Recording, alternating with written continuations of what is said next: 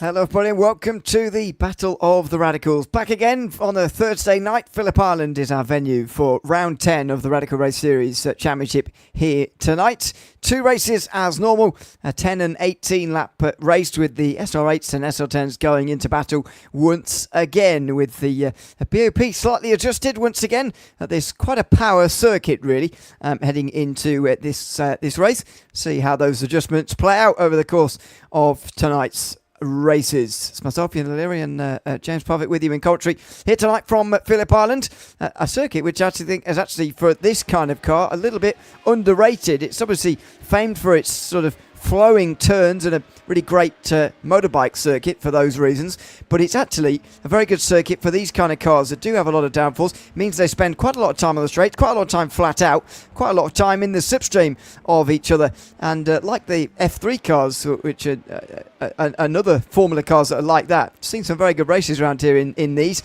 so we're looking forward to seeing just what a power test it could be here today, although wary of course that one may be ahead of the other in those straight line speed stakes tonight. We'll see. Well, that's the thing, isn't it? We mentioned every week that the 10 is strong in the straight line, but at the moment it's all eights at the top.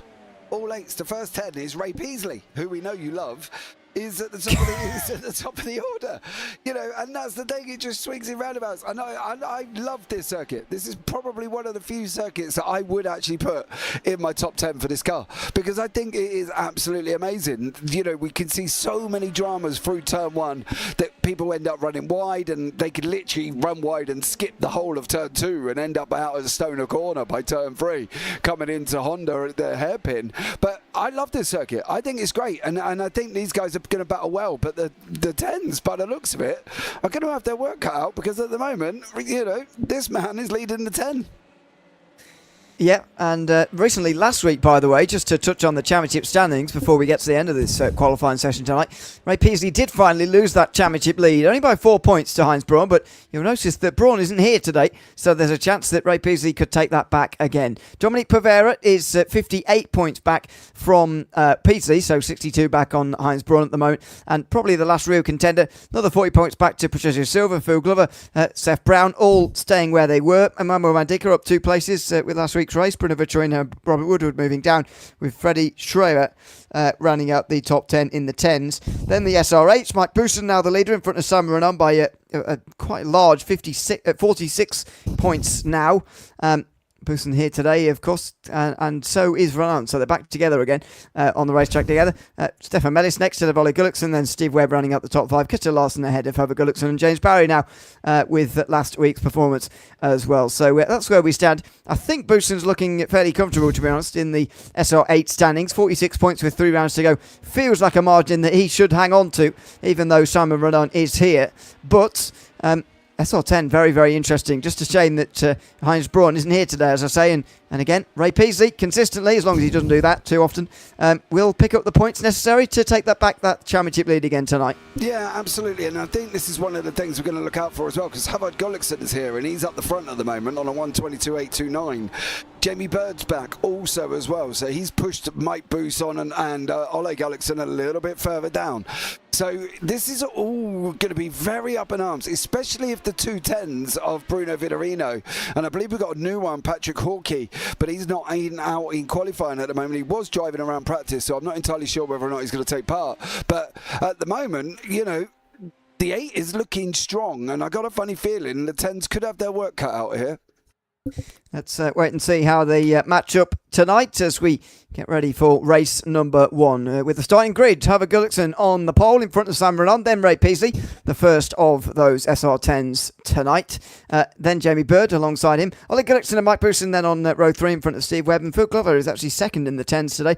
Stefan Mellis and Dominic Pavera rounding out the top 10. Emmanuel Mandika with the last time that counts. Patrick Hawkey, and rounding out the field, Bruno Vitorino, 13 in the field today. So 3 missing out on the reverse grid after race 1. And the key's going to be here, just how easy is it to actually break away at the front of the field? Can the likes of Havard Gullikson, Sam Renan get a bit of a gap, or is it going to be a bit of a slipstream fest, especially for this short 10-lap race, I wonder? I'm hoping it isn't a slipstream fest, mate. I really do. I'm hoping they come out of MG through turn 11, through turn 12 and bang it on the inside of somebody up the inside of turn 1. That's what I'm hoping for, because the last thing we want is a very follow my leader race, right? We're not in Monaco, we're not in F1, and we'd like to see some overtaking. But what I am interested to see here is how this man with Ole Gullickson gets on, Harvard Gullickson, sorry, gets on at this moment in time. Is he going to be able to get that car off the line and make a big old statement here this week and say, look, I am still here, I am still fighting, and this is what I can do. But alongside him, as we all know, Simon Renard. Yep, indeed. Starting on the front row together in these SR8s. So everyone's on the grid, apart from Patrick Hawkey, actually, who decides that he's not going to be getting onto the grid here. Ready for race 1 of the day. The lights are on here at Phillip Island, and we are underway. Big wheel spin from Simon Renan, who goes nowhere, and Jamie Bird goes from one side of the road to the other, as Ray Peasley also goes nowhere. Jamie Bird moves up to second place already. 2 places gained in one fell swoop there in front of Simon Renan. Then Mike Booson, a little bit wide for Ole Gullickson. He keeps it on the road though nicely, coming in towards turn 2. Round the long left-hander they go. Glover very close to going in the grass there on the outside, as was Mellis, it looked like, actually on the outside, but they'll get through cleanly. Now down towards turn 3 and 4. This big hairpin, this big stop on the opening lap. Gullickson leads well in front of James Bird, and the top 4 single file, while Steve Webb dives down the inside of Ray Peasley for 5th position, and actually gets it done nicely to move up into 5th. But clean start through the field for the 12 starters in this field. Yeah, Gullickson did what he had to do there. He got the car off the line. The interesting thing for me is not the fact that Steve Webb's overtaken somebody, it's the fact that the 8's done it. Are we at one of these circuits now where the 10 cannot cope with 1, 2, 3, 4 and is really going to show its might when it goes through 11, 12 and down into 1? I'm interested to see this situation arise, because normally it's the other way round. The 10s are the strongest, but at the moment, top 5, all 8s, and Ray Peasley's down 3 positions from where he started. Yes, he didn't get a good enough start, and we know that and we saw that, but what I'm interested to know is, can he make it back on the straight, and what sort of top end has this SR10 got? Well, in the slipstream, the SR10 is able to be flying here, and here comes Phil Glover as well, absolutely flying on the SR8, and now here goes Ray Peasley as well. Steve Webb overtaken here, but here come the corners, and there goes the SR8 round the outside, straight back into 5th position again, and here on the outside, Peasley's going to find that very difficult indeed. And now Bruno Vittorino on the inside line is looking to make his own way through now, and this is the battle for the lead in class, don't forget, of these SR10s, who are vastly down the field compared to the SR8s here through this circuit so far. Very wide from Vittorino. Peasley keeps his position, and Phil Glover moves up, although Vittorino not quite going to give up just yet. He's back on the inside and moves back into 7th, but the SR10 staying behind the 8s for the moment, still with good straight line speed though. Yeah, absolutely. And the problem with that is Vittorino made a mistake. No, it was Vittorino that made a mistake. He made a mistake, but also Steve Webb made a mistake on the same corner. So it kind of put off Ray Peasley, because he had one behind him coming at him like a banshee, one in front who went in too deep and missed the corner. And unfortunately for Peasley, he just had nowhere to go, and he couldn't capitalise either way due to being nervous about what was coming at him behind and what was going on in front. But look at what Webb's done. He's held him up 1.7 seconds before they even get to Mike Bousson, who's there, and now he's got a 6/10 gap, which should in hindsight be enough out to hold him into 1. The other battle we got going on is here with Simon Renard and also Jamie Bird, but that isn't changing as much as this has. But Peasley can get close, Ewan, but he can't get it done coming into it, and he's just lost that place to Vittorino as well. I've got a funny feeling the 10s may struggle to get past this 6th place at the moment. Yeah, and especially when you start like this and you start all as one down the back end there, and you've got so many to overtake, I think the 10s are going to find this very difficult. Coupled with the fact that, with all respect to the drivers we have here today, we don't have some of the bigger contenders, some of the faster contenders here today. Obviously, Ray Peasley is here up there in the championship, but there's no likes of James Barry here in the SR10s today. There's none of those kind of drivers. Heinz Braun, obviously, as well, who's our championship leader. He's not here either. So, that's definitely going to hurt them. But nevertheless, it's going to be difficult anyway. Oh, no! Big contact at a hugely high-speed moment in this racetrack through Lukey Heights. It's Ray Peasley who goes off the road. Bruno Vittorino got in the back of him and sends him off the road at the highest speed point on this racetrack. That was extremely high speed, and somehow Vitorino's fine. Ray Peasley, though, off into the gravel. That was a huge moment. Oh, mate, that couldn't have been any faster even if it wanted to. It was absolutely nuts. We'll have a look back at that. I just want to check the steering situation. Nope, we seem good. So he's managed to get away with it, but this was the situation. He come in right behind him, and Vitorino just kind of almost pushes him along. And that's it. Peasley's hard on the brakes. Unfortunately, he's off into the gravel trap, but Vitorino there may have some explaining to do because he literally just kind of punted to pass almost, which we don't see at all very often, but unfortunately, we definitely saw it then. Yeah, we did, and it was a bit of a push to pass, really. Obviously not intentional, but the contact was made, and that's moved Peasley out of the way. Now, he's already overtaken Mandika there for 10th place, but that might be all he gets from this race now. So, out front, Herbert Gullickson has got the 2.5. Jamie Bird and Simon Renan are next, and Mike Bouston's hanging on to them. Seems that the slipstream maybe not as powerful as we were perhaps expecting it to be here, and therefore, Gullickson's able to get away, even despite the fact the slipstream was being given to the likes of Byrne or whatever. And it was quite a single-file start for the front four, so it wasn't like a fight initially gave the leader a gap and it just hasn't changed since then. This has been, single-file, and Gullickson has got this gap on his own. And that is a sign, really, that slipstream maybe not so powerful here at Phillip Island, at least in terms of keeping these groups together for the race lead. Yeah, this is what I mean. On the right-hand side, you can see they're topping north for 160, 162, just going into the corner. But he's got nothing above that. That's the problem for Simon Renard. Don't forget, these run on open setups, and they can alter and do what they need to do. That's why Mike Bousson traditionally runs this high downforce setup that he has and has done for ages. But then in other series as well that I do, that he obviously doesn't run a high downforce setup because there's a fixed setup. So for him, Berg goes in deep, manages to hold on to that. I can't really cope whether or not Renard was alongside in the lead. He was definitely alongside him, but was he alongside in the lead? For Bird to have to sit back and go, I should give it back? I don't think so. Bird carry on, Renard carry on. I'm sure there'll be plenty more chances over the next 5 laps.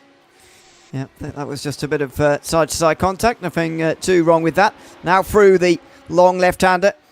Renan is not going to get himself through here on the inside, and Bouston's only got closer as a result of their fight here. As you say, the big problem is that they're redlining down the straight there. It means they don't have anything above the 162 miles an hour, and that's where the slipstreaming is just not really having as much of an effect as it could do. It'll be interesting to see if there was an SR10 group at the front, whether that would be different, but we're not going to find that out until race 2, and maybe we won't even find it out then. Over the line for these three, and here goes Simon Renan again to the outside line on Jamie Burden to turn 1. Bouston just backs away for a moment just to give them the space to work this out. On the inside, Renan's just going to be forced to back out. He felt the gap closing on him there, and he slows, and he gets into the back of Jamie Burden, now wide and off into the grass and the gravel. So Renan's out this group, he's down to 4th. Bouston takes the position, thanks very much, up to 3rd place, and Jamie Bird holds his ground and keeps 2nd. I don't think Bouston backed out. I don't think, with the high downforce setup that he runs, I don't even believe he had the pace. I don't think he could get past 158. I'll check again when we go down around the start-finish line again. But I don't think he's got the pace in that car. I think he's fixed where he runs high downforce. He hasn't got the gear in. I don't think he can get there. I think this could be as high as we may see Mike here. Yeah, that may be the case. We'll have a look on the front straight this time round. And if that is the case, that's going to make it very hard for him to overtake. Oh, and he hits the back of Bouston, of Jamie Bird there.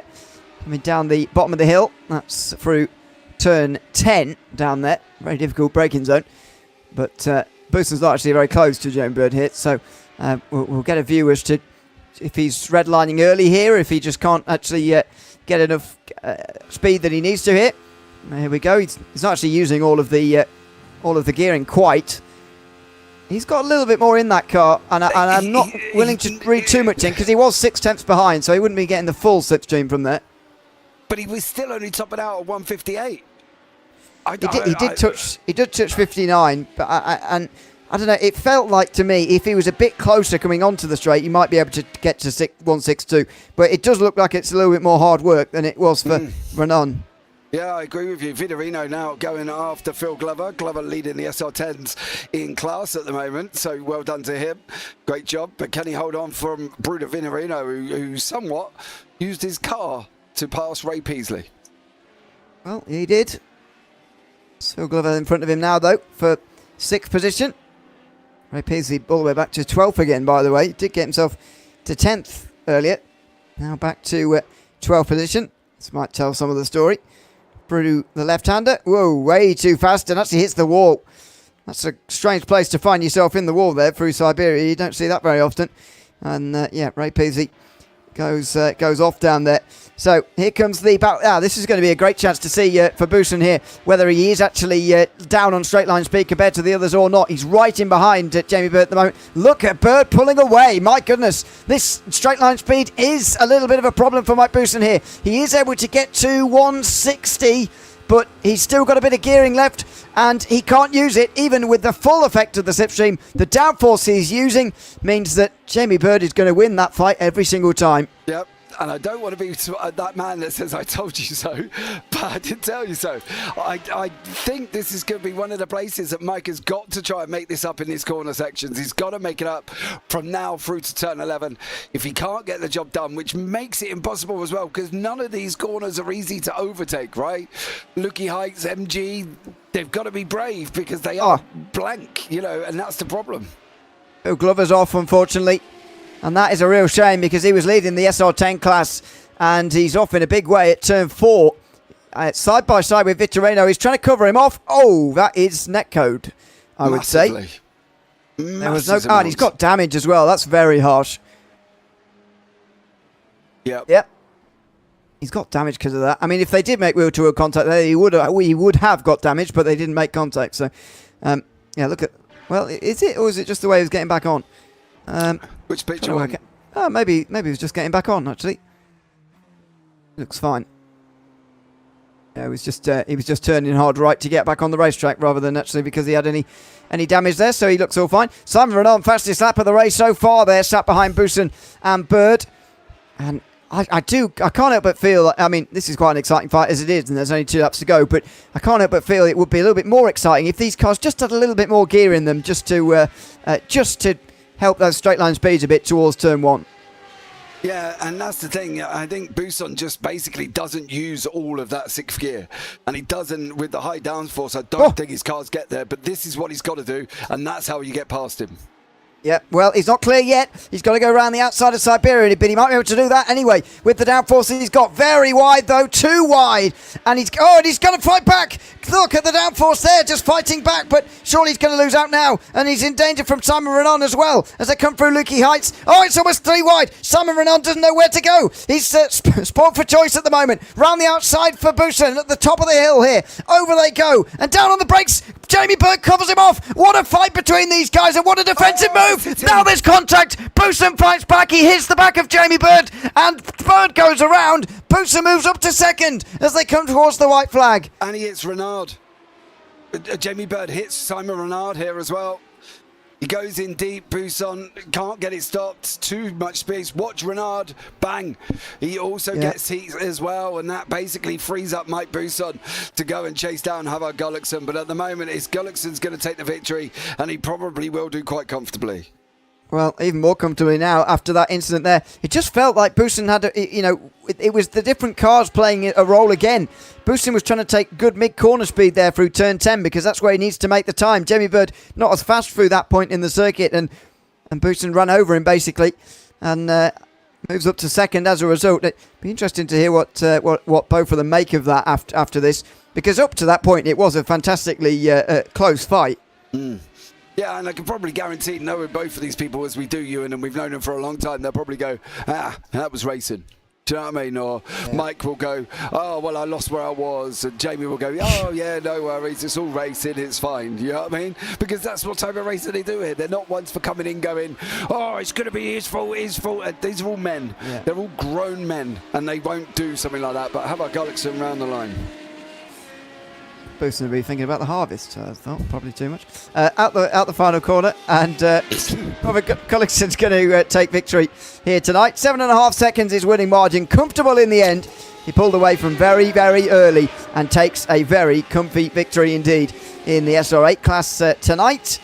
In the second place battle, Bousson just about makes it. He might have been exposed if there were one more lap, but he gets there in front of Simon Renon. And in the SR10s, Bruno Vitorino comes through, irrespective of the incidents and accidents that he did have throughout that race, one of which wasn't his fault, I would say, with Phil Glover, but nevertheless, gains 7 places to move up to 6th and take the class win. Yeah, great job there for Vitorino. However, questionable on Ray Peasley, who probably is not going to be best impressed. As Ray comes around, he's up at Lucky Heights at the moment as well, going to be finishing 12th overall. He's going to have his work cut out for race number 2. Yeah, no reverse grid from back there. Mandika is going to be on pole, Benmo Bandika in the SR10. And going to be very interesting, we'll talk about it in a moment, but it's going to be like the SR8s have been mostly in front of the 10s in this race. It's going to be roles reversed in the next one, where most of the first half of the field will be SR10s to begin the race, and the SR8s have to fight their way through. Very interesting to see that dynamic play out in race number 2. That's all to come in a moment. The race results from race 1 tonight. Harvey Gullickson wins by 7.9 in the end, actually, in front of Mike Bousson, who just about gets home in front of Simon Renon. Jamie Bird ends up in 4th place there in the end, having had that late incident. He finishes just in front of Steve Webb. Bruno Vitorino, the SR10 winner, finishes 6th. Stefan Mellis 7th. Then Phil Glover, who got back on the road to at least finish 2nd in class in front of Dominic Pavera and Emmanuel Mandika, who will be sharing the front row. Oleg Gullickson, and Ray Peasley, the others on the lead lap. Patrick Hawkey doesn't seem to be competing here tonight. So yeah, it's going to be roles reversed now, and I do wonder with their stronger straight line speed here, can the SR10s hold on in a more meaningful way than what they did in that first race, where they were really sort of it was almost like a multi-class race where the SR10s were the second class. That's what it felt like looking at the results. In as far as actual racing terms, interesting to see if they can actually hang on once this second race gets underway. Yeah, I don't think they can. I don't think, and this is no disrespect to Vitorino, to Glover, to Peasley, to Pavera, to Mandika, I don't think at the moment them drivers have got the pace to keep up with the 8s. I think Simon Renard, Gullickson, Harvard Gullickson I should say, Jamie Bird, Mike Bousson, I think they're all too quick, and I think that it will be an 8 coming through taking a win. Jack Veazey's in YouTube chat as well. Crazy, he says. Welcome in, Jack. Thanks for joining us, mate. The only exception I would put to that maybe is, and I would agree with you normally, but I think what we've seen in race 1 there, I think Bruno Vitorino might have some pace we didn't quite see in that first race there. He spent most of the race stuck behind other people, and then when he got clear of them, he wasn't really around anybody else for us to really compare him to anybody. So it was, I think, quite hard to gauge how quick he actually was in that race. But I suspect if you get him out front here, and he's starting from 5th to be fair, so he's not exactly going to be out front to begin with, but he will be ahead of all the major SR8 drivers, and you just never know. I mean, as well, he fought his way through 7 places in that previous race there, so he might well gain another 5 to get into the race lead in this second race as well. Yeah, maybe. But I can't see it. I don't think they've got it. I don't think the 10s have got it here tonight. I think the 8 is going to be too strong. That's just my personal opinion. And as I said, I don't think the drivers that are in the 10 are strong enough to cope with the 8s. Well, let's see. Manuel Mandika is going to start from the front with Dominic Pavera and Phil Glover in NSR10 front 3. Stefan Mellis is the only one infiltrating that with Bruno Vitorino in 5th. Steve Webb will be next of 6 SR8s in a row. And Jamie Bird, Simon Renon, Mike Bousson, Harvard Gullickson, the others in the top 10. Ollie Gullickson outside of it with Ray Peasley, as we know, starting on the grid here tonight. First thing first is getting this launch off the line. Ray Peasley was the only one inside the top 5 from qualifying in the SR10s. And he went nowhere. So did most of the SR10s. They need to get a better launch off the line here if they're to even stand a chance here in this second race. Yeah, and I can't see them happening at this moment in time. It's going to be a moment here to see how these guys are going to get off the line. Is Mandika going to get this car off the line, and how far are they going to go? Watch out for Stefan Mellis here in the SR8 first one. He goes nowhere this time. Oh, and on the front row, that's Mandika who goes nowhere. Bousson's already off the road trying to make up place. Is he on the grass? Trying to overtake Mandika who goes straight to the back of the field. Steaming through is Simon Renon, who's already up into 3rd place. What a great start from him. In fact, it was Stefan Mellis who went nowhere at the SR8. Oh, and they're off the road. Big crash for the leaders.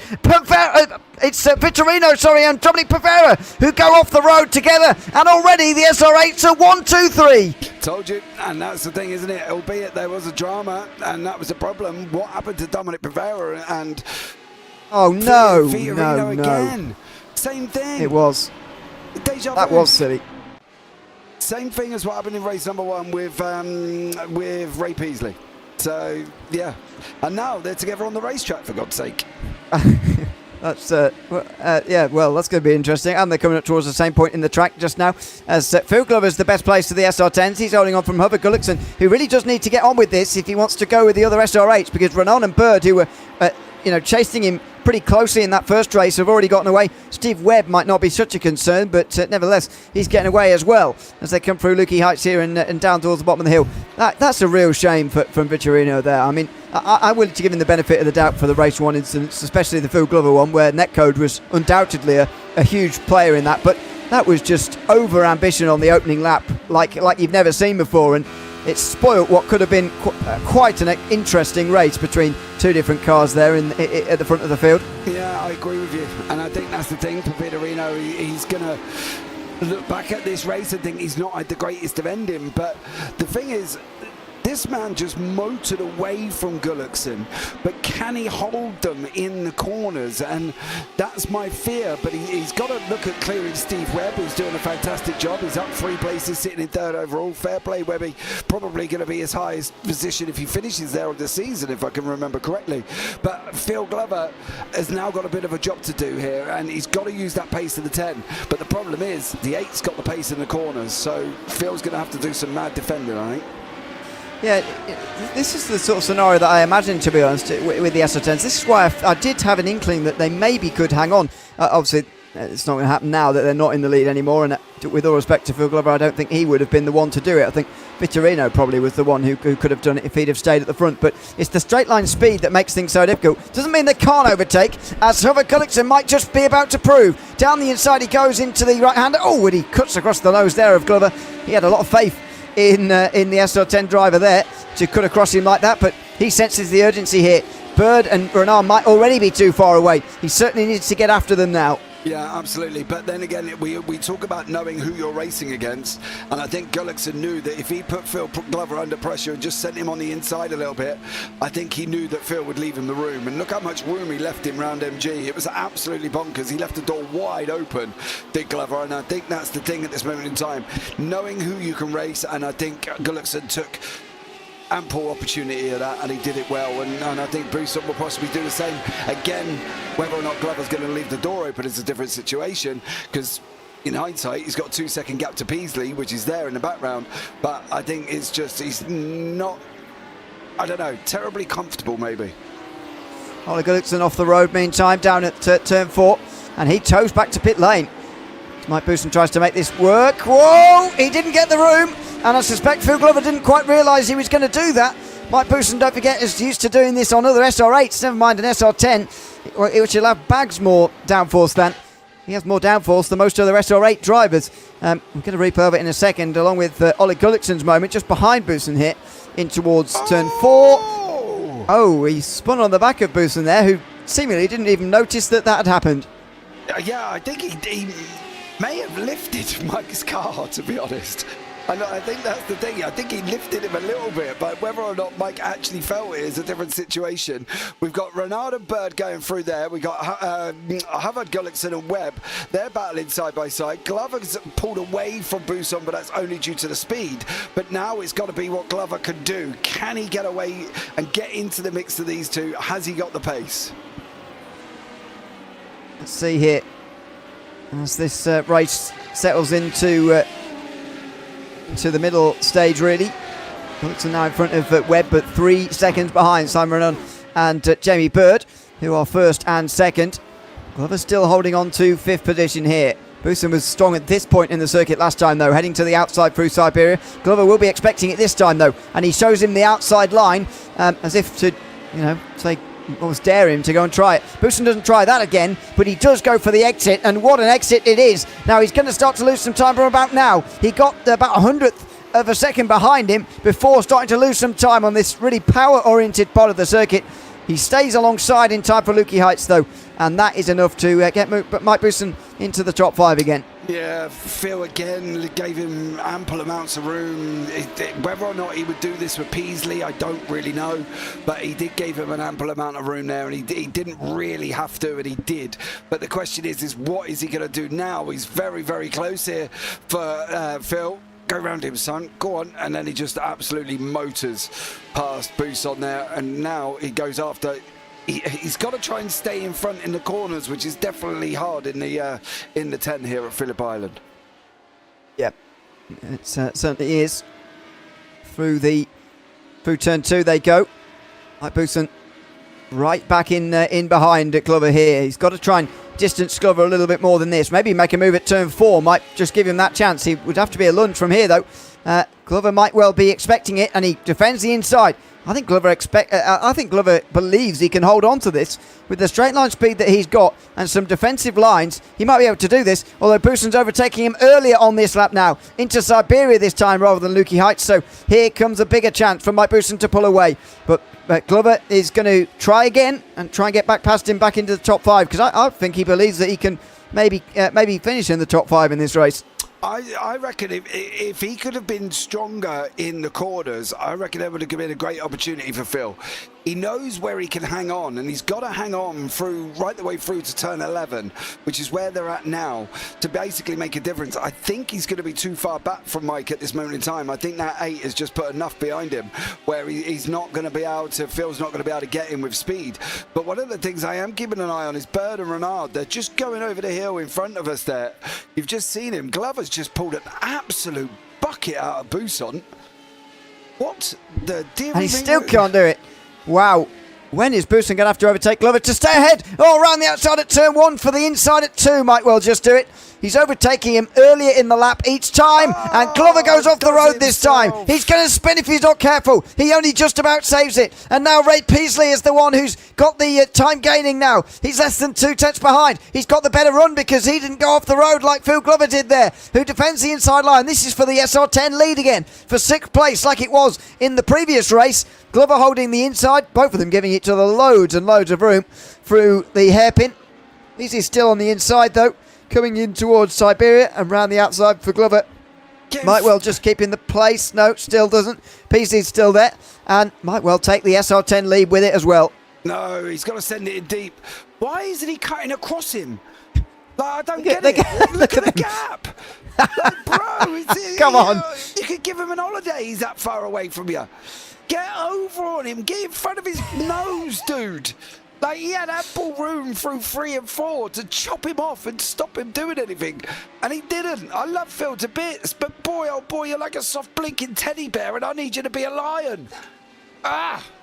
Peasley was giving Glover a lot of room as well. It's what made it look slightly ridiculous at one stage. If one of them tried to send the other a letter, it would take about 3 working days to arrive. They were so far apart. Here comes Phil Glover again on the straight again. Straight back through, so that might be some of this difference. Feels like Glover's actually got, even for an SR10, he's got good straight line speed compared to Peasley, who, well, at least on that showing there, did not have very good straight line speed, but maybe he set his car up slightly more for cornering. So not only have we got the SR8 and 10 battle, but also got the different setups within that as well between the different drivers. Yeah. I think there definitely is a setup difference because Phil is motoring along away from Peasley. Mellis is catching Peasley. Bousson is just gone. Renard's now opened up 1.1 over Bird. Gullickson's tucked in behind him as well, further 2 seconds back. Webb's 3 seconds back, still in his highest finishing position. And these two just don't even want to touch each other at the moment in time. I'm not saying hit him off. I'm saying stop him coming at you. Around the outside for Peasley, he was looking, but he doesn't go for it quite. And he's got to be careful of Mellis here as Ray Peasley, and that will be putting him off trying to make the moves that he really needs to try and get this position. Steve Webb's gone off ahead of them, and they're all about to get a free place, it looks like, as Webb spins through the penultimate corner. He's right there coming out of the penultimate turn, so he's going to be overtaken by Glover for sure. Ray Peasley as well. Will Stefan Mellis get through, though, is the question, because Webb has not got a very good run coming onto the front straight now. Stefan Mellis gets into the slipstream and may well make an overtake. No, he's not quite close enough. Peasley, sorry, down the inside of Glover. Can't quite do it in towards turn 1. Seems the slipstream playing quite a big role, actually, as well as the car setup for these SR10s especially. Yeah, I think Phil's got it hooked up for that straight, right? He's there as well. I do love Geriatric Fan in YouTube, apparently that's his name.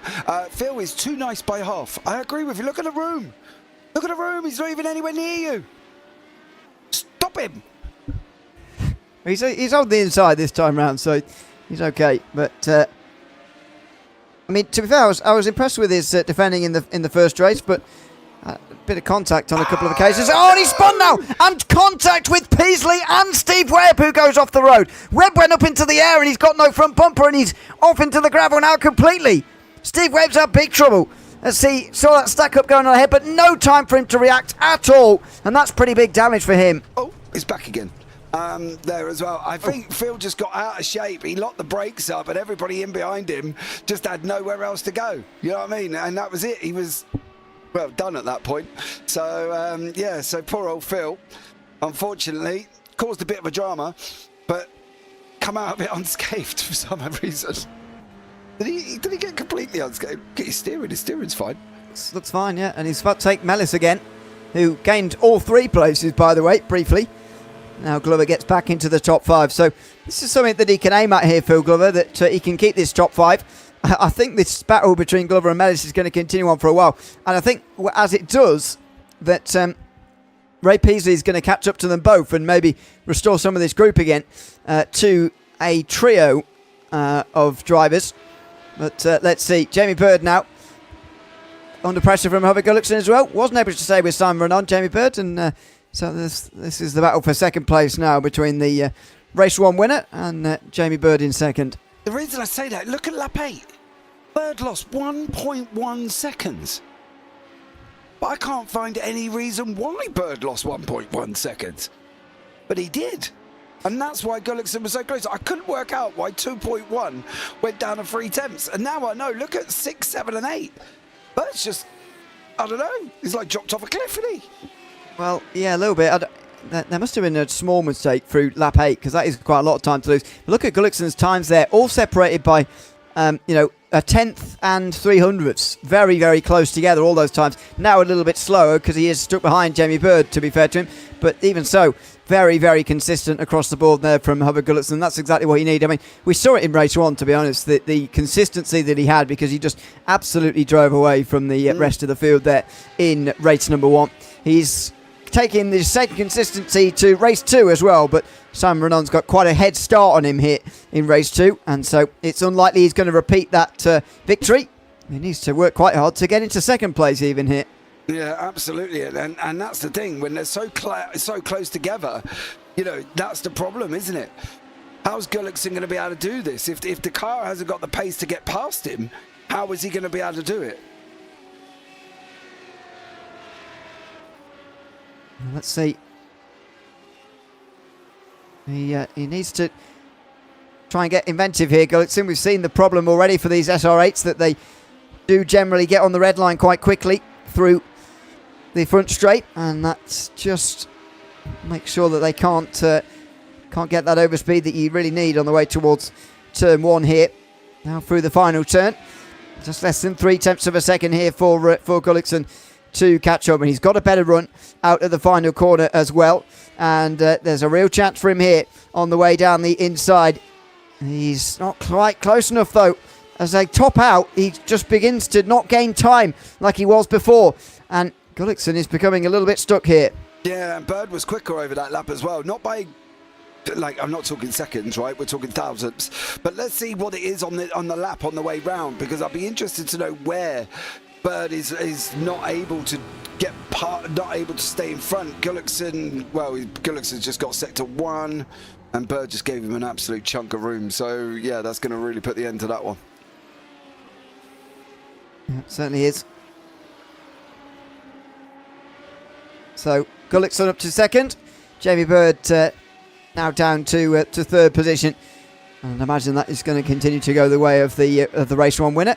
Although he probably doesn't have enough time to catch up to Simon Renan at the sort of gap that he's going to. Renan last time did a 23.4, which is only a sort of 10th behind Hubert Gullickson. So even if he was able to gain a tenth a lap, he would be nowhere near at the moment, Gullickson, by the end of the race. He certainly needs a mistake. So the battle we're probably left with is Phil Glover versus Stefan Mellis, and it's remained unchanged while we come to look at this fight for second. Mellis is still catching Glover back up again through the turns, and then Glover just pulling away again in a straight line, and that story seems to have repeated again and again. Yeah, it seems to, doesn't it? Look at Vitorino and Mandika. Vitorino's just gone past Mandika. Mandika didn't really fight it that much, but Bruno Vitorino has just gone through on him as well. That's a 10 for 10 change there. Stefan Mellis losing a little bit of time to Glover, but this is where, again, I'm expecting the 8s to start making it back up again. And at the moment, Simon Renard, kind of as you were, he's done a great job out in front. Yeah, certainly has.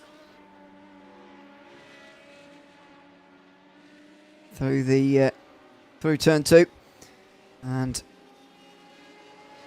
again by the end of that straight, and indeed on this little bit here before the hairpin as well, Glover 8 or 9 tenths ahead of Mellis, who now goes for a spin. He's been pushing hard through these turns. He needs to make up the time in the turns, as we know, and he just pushed a little bit hard there coming in towards the hairpin that time, and he goes off. Speaking of, I'm not sure. Manuel Mandika well off the road here. He was beginning to put the pressure on Bruno Vitorino. Maybe he'd just been overtaken. But anyway, how did he end up off the road here at all? Vitorino was nowhere near him. But, Mandika just losing his concentration, driving down the grass, ends up wildly off.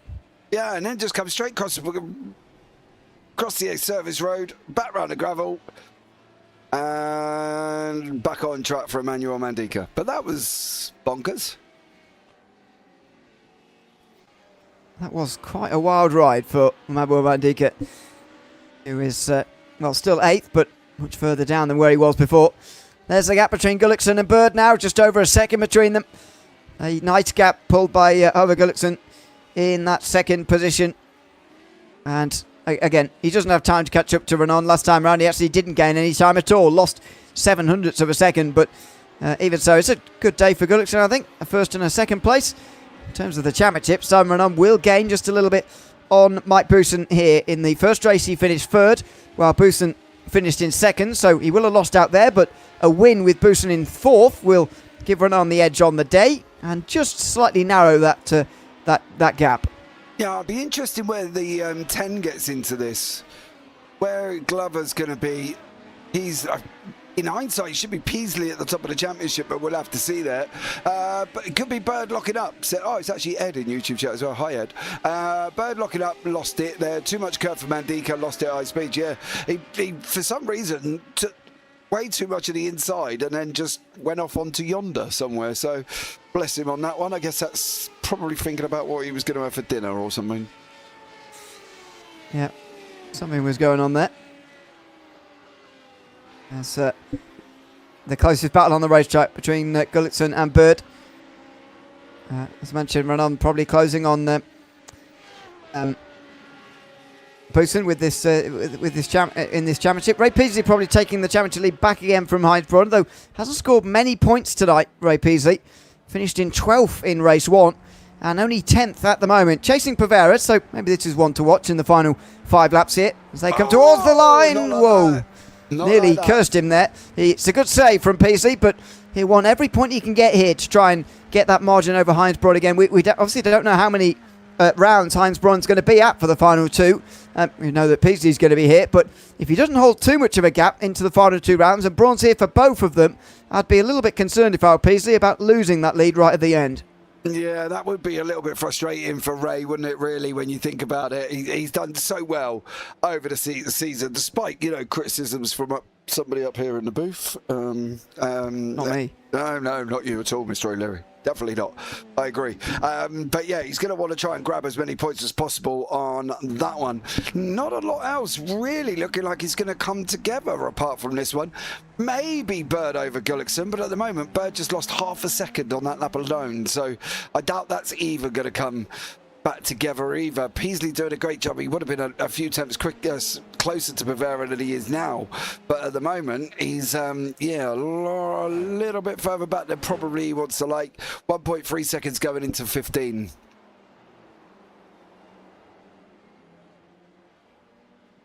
There's a run down towards turn 10, the downhill braking zone. Peasley has caught up a load of time on this lap, and he might well make the move down towards turn 1. We saw earlier that he didn't quite have the speed when he was behind Phil Glover in the slipstream.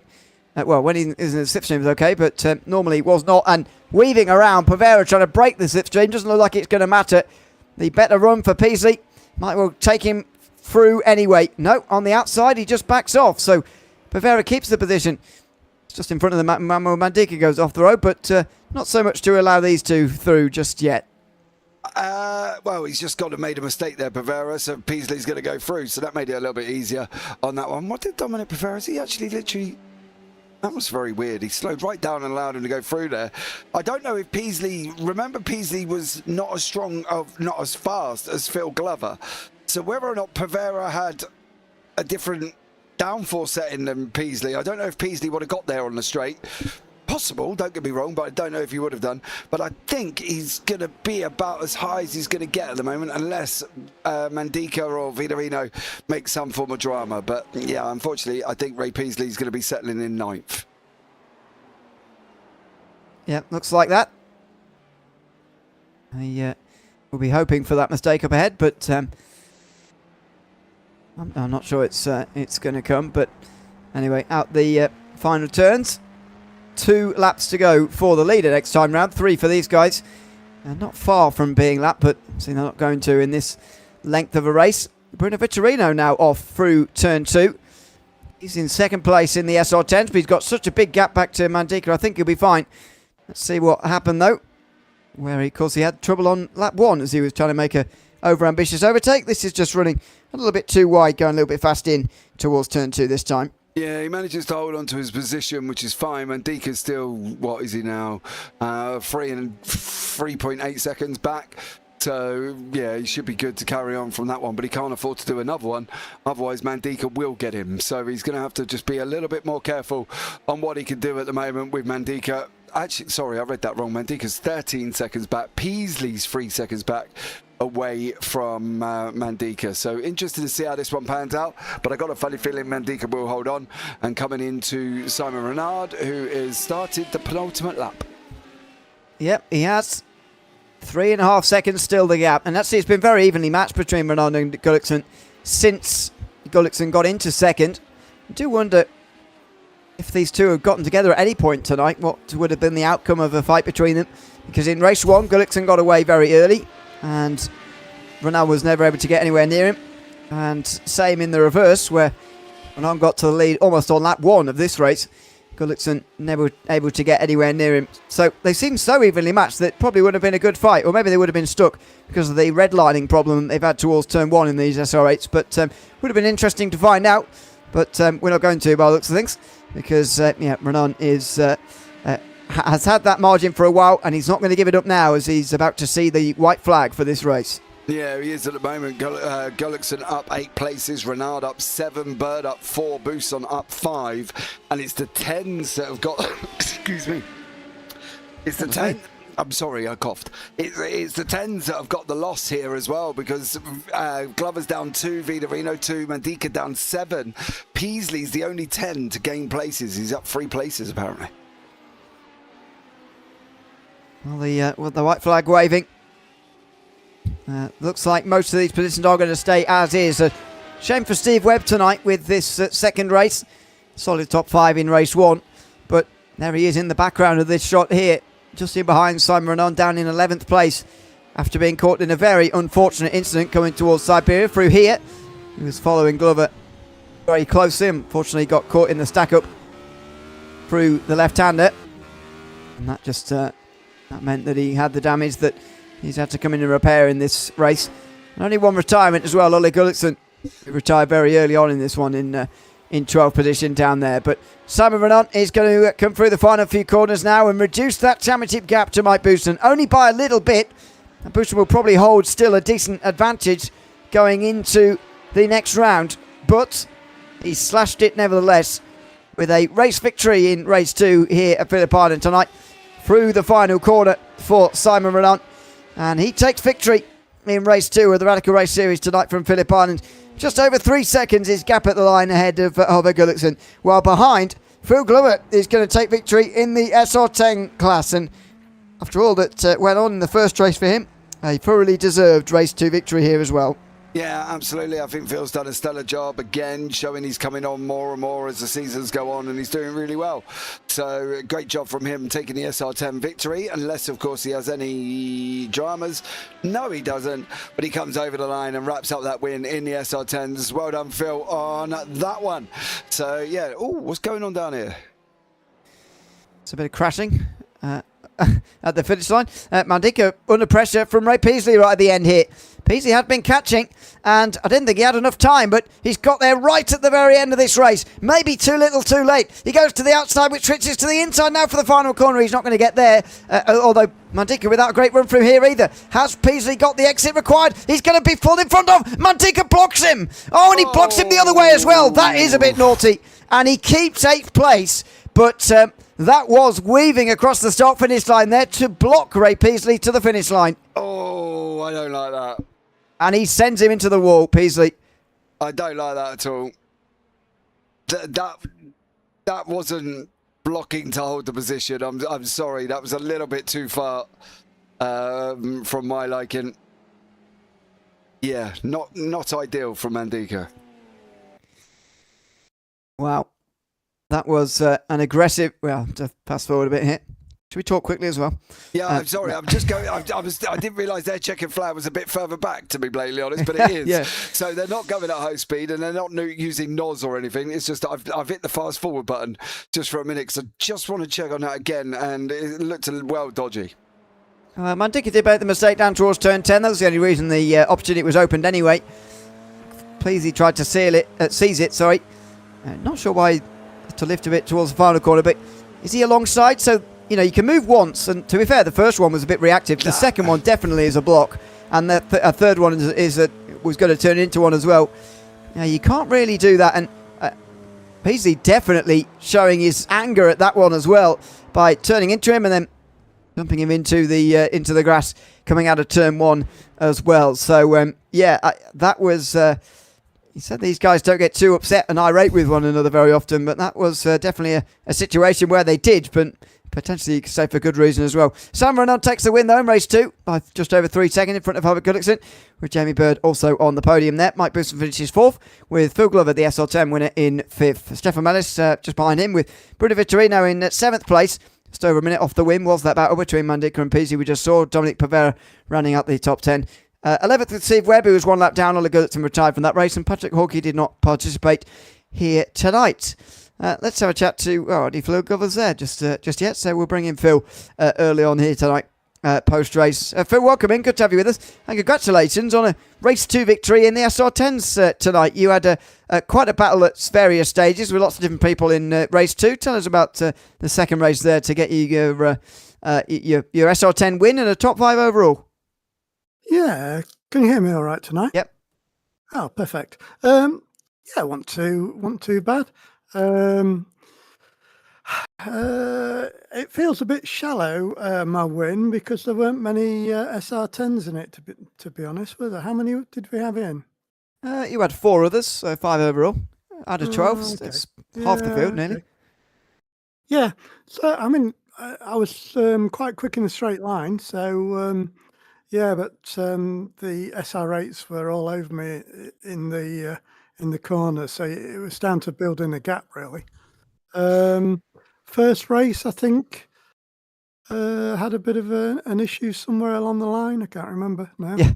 Yeah. Well, we'll remind you that they did. I'm going to ask you about this as well, actually, what it was like for you. But when Bruno Vittorino was passing you, there was definitely a bit of net code contact that happened. So that's definitely played a role there in that one. But yeah, still a solid result in race 1 as well. 7th place. Sorry, not 7th place. 7th place in that race.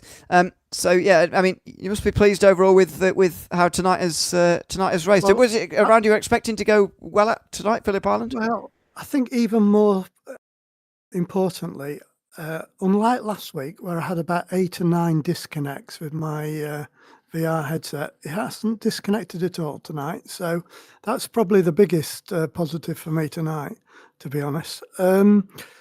Yeah, because was it last week I was in the lead, I think I was, and yeah, I ended up crashing out. So, hey ho, or it might have been the week before. It was definitely one of the weeks anyway. Yeah, it's a bit annoying when that happens, to be honest. Yeah, well, indeed. Well, glad that all stayed connected for you tonight, and some good results as well, Phil. Thanks for chatting to us as always, and we'll see you next week. Yeah, can't recollect where we are. You're going to tell me. Mosport, Canadian Tire Motorsports Park. Oh, okay. Yeah, I love that one. Yeah, I look forward to that. Yeah. Oh, I might not be here that Thursday. Oh, yeah, probably will be. Yeah. Okay. Well, we'll see you there in that case for Mosport next week. See you later. Thanks very much. Thanks. Phil Glover there chatting to us at the end tonight. SR10 winner in race 2 today. Let's deal with some of the SR8 drivers next. Hubert Gullickson, who's won a race and finished second in the other, joins us now as well. Hubert, welcome in. Good to have you with us. A first and a second place here tonight. It seemed quite evenly matched between yourself and some of the others, but you never really got to fight with them for various reasons in race 1 and 2. Were you a little bit disappointed? You were a little bit lonelier tonight in the races, or fine with your results of first and second? I'm of course very happy with the first place on the first race. The guys behind, I think Jamie maybe had a bit less speed than me, and the other guys didn't come past him, and they were fighting. So I took advantage of that and tried to do not many mistakes, and yeah, easy win. But in the last race, it's really hard to pass, and some guys do maybe some steering and braking at the same time. So it's not easy, but it's fun, and starting from P10 and trying to get to the front is fun. Yeah, indeed. And in the end, getting to second in race 2. How is the SR8 generally? I know that you mostly do your driving in SR10s these days, but is it nice to go back to the SR8 every now and again? Yeah, I miss the SR8. I think it's a more fun car to drive. You get more feeling, more steering, and I think more everything except horsepower. But yeah, really nice car. Yeah, well, congratulations again, Hubbard, on a first and a second place run tonight, and thanks for chatting to us at the end as well. Yeah, thank you. Thanks so much. That is Hubert Gullickson, who finishes first and second. Simon I'm not here at the moment. I don't think will be. Also on the podium is Jamie Bird, who finished in third place overall in that second race and fourth in that first one. Congrats, Jamie, on a good couple of results there. And unlike Hubbard, we were just chatting to you there, you were involved in a lot more fights over the course of this race. One with Gullickson, obviously, in that second race there, but a group in the first race, which I want to ask you about first of all. Mike Booston putting the pressure on you there through the turns, using his traditional high downforce setup compared to you. What did you make of the last laps between yourself, the two of you, and Simon Nunn, of course, in that group there in race 1? Yeah, thanks, Ewan. Yeah, Mike Bousson, insert middle name here. Yeah, he's quick and he's a high downforce man. So it's been a while since I got back in the rig as well. So I didn't do any practice. I was quicker than I thought I would be because I'm not very quick. Well, not often very quick at Fitpine, and I could see him catching, and he was using the high downforce in the right way. I don't know whether we touched because I didn't get on the power hard enough or I backed off slightly, but it was only a tap to send me round. But other than that, it was good, clean racing as it always is with Mr. Bousson and Simon as well. I haven't raced against Simon much, but oh God, he's one of the quick ones. Yeah, indeed. I mean, I think it was probably just the different corner speed that you were both taking throughout the whole of the race. It just was very obvious when you were so close together. But I like the phrase Mike Bouston is a high downforce man. That's quite good. I'll be using that. In race 2, you obviously have to go with the peril of the reverse grid, and because you finished in fourth place, you were seventh on the restart, but able to get into second at one stage. How was it coming through the field in race 2 there? Yeah, it was. I mean, the gaps opened up for me. I had a terrible start. Race 1, I absolutely nailed the start, and I thought I only have to do exactly the same thing again. But I got wheel spin. Someone got past me, and then I can't remember who was leading in first, second. Tap teacher out the way, and Simon and I dived through, and I could stay with him for a little bit. I think I was pulling a 10th or 2 just on the draft in places, but only had to make one mistake, and clearly Simon's a guy that doesn't make any mistakes, and he just started to pull away further and further, and then I started keeping one eye on the F3, and Mr. Gullickson was catching very quickly in the end. Yeah, indeed, and it's still a podium place finish. Congrats on that, Jamie, 3rd and 4th tonight, and thanks for chatting to us at the end as well there. Yeah, thanks, Ewan. Good to hear you again. Thanks very much. Jamie Bird's 3rd and 4th tonight here in our 2 races. And as always, we chat to Ray Peasley as well before we... Are you grumbling, James? What's...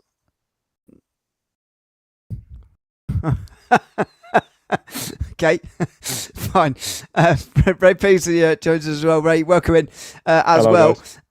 How was that second race for you in the end there? A couple of trials and tribulations. We'll do with the second race first, though, especially that run to the line, which was very odd.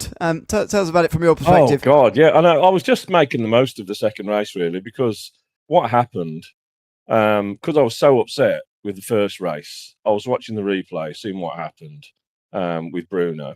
And I forgot to change my setup to a full race setup. So I only had quali fuel. And I realised probably a few laps in, and I'm like, oh, God, no, this is just not, it's not my night. So I knew I had to come in. I said to Phil, Phil, you're not going to believe it. I've not put enough fuel in. We could have had a good battle, mate, but I'm really sorry. So, and then, like, I think I got damaged. I came off, I got damaged or something. So I came in, got, oh, that's right, yeah. Phil locked up, and I rear-ended him, and then I think Webby then rear-ended me. So I thought, right, I've got to come in for fuel. Might as well have a free pit stop as well. I'll have a free pit repair. So yeah, and I just tried to make the most of it. And then towards the end, Emmanuel, I thought I was having fun chasing him. I thought, right, see if I can get him to the up to the end of the race, and we nearly had it. And then I don't know what he was doing. He was just weaving all over the place. Did you see it? Yeah.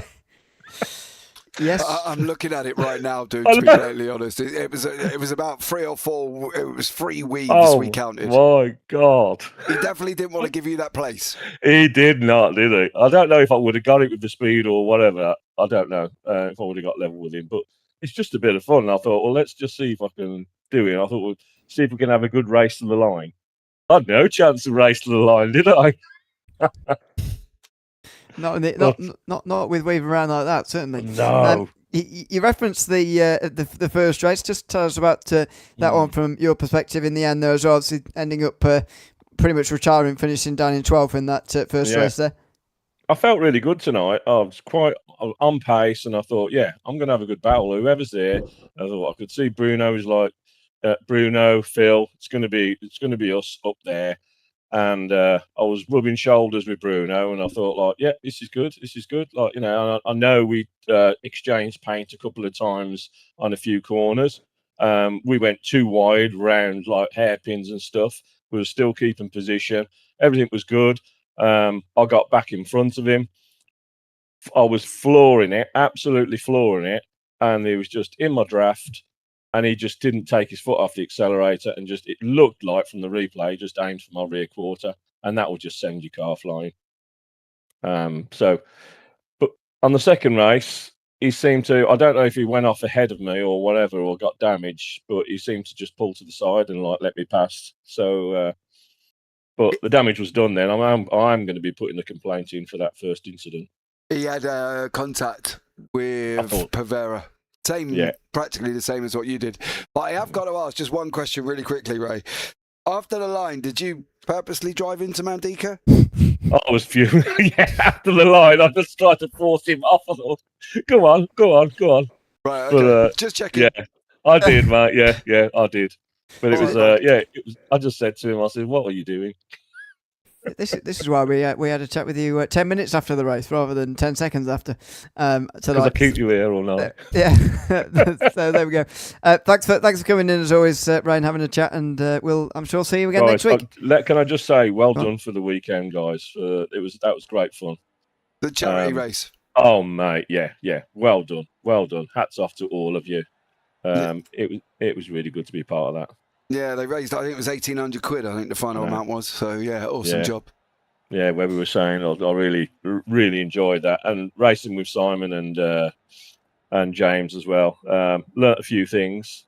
Simon gave me a little bit of coaching up to that as well. And then they kicked you out of the car.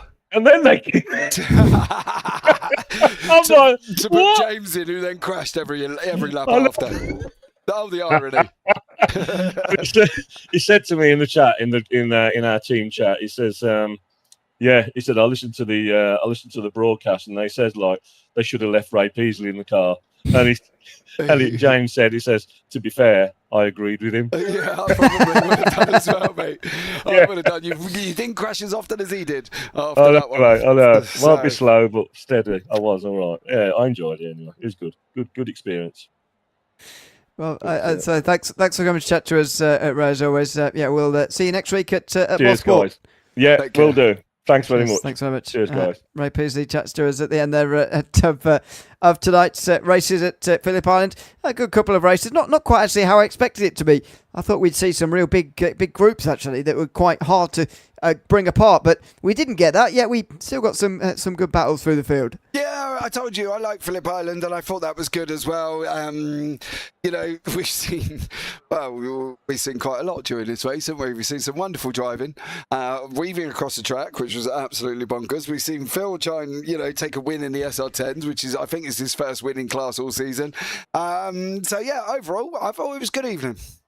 Yep, absolutely. And there's still two more to come. Next week is at Mosport at Canadian Tire Motorsports Park for round 11 of Battle of the Radicals here at the Radical Race Series. So make sure you join us back for that in 1 week's time. I've been Ewan alongside James Parfitt here tonight in commentary. And until we see you next Thursday night, it's goodbye for now.